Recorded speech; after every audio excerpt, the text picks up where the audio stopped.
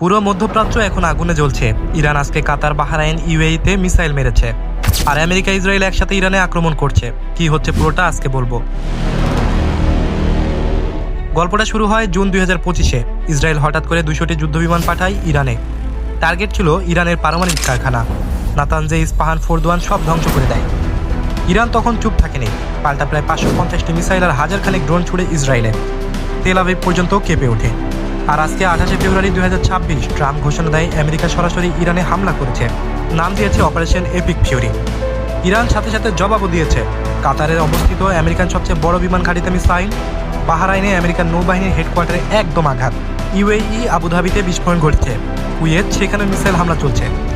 Iran বলছে যেখানে American ঘাঁটি সেখানেই আমাদের টার্গেট। 3টি দেশ তাৎক্ষণিক আকাশসীমা বন্ধ করে দিয়েছে। আমেরিকার 2টো বিশাল যুদ্ধজাহাজ এখন পার্সিয়ান গালফে দাঁড়িয়ে রয়েছে। ইরান স্ট্রিট অফ হরমুজ বন্ধ করার হুমকিও দিয়েছে, যেটা দিয়ে বিশ্বের 20% তেল যায়। তেলের দাম ইতিমধ্যে লাফ দিয়ে উঠেছে। এই যুদ্ধ এখন শুধু ইরান ইসরায়েলের যুদ্ধ নয়, এটা পুরো বিশ্বকে টানছে। পরিস্থিতি প্রতি ঘন্টায় বদলাচ্ছে। এটা কি তৃতীয় বিশ্বযুদ্ধের শুরু? আপনি কি মনে করেন কমেন্টে বলুন। ভিডিওটি শেয়ার করুন এবং কাছের মানুষদেরকে জানান কি হচ্ছে। আর সাবস্ক্রাইব করুন, কারণ পরের আপডেট আসছে খুব তাড়াতাড়ি।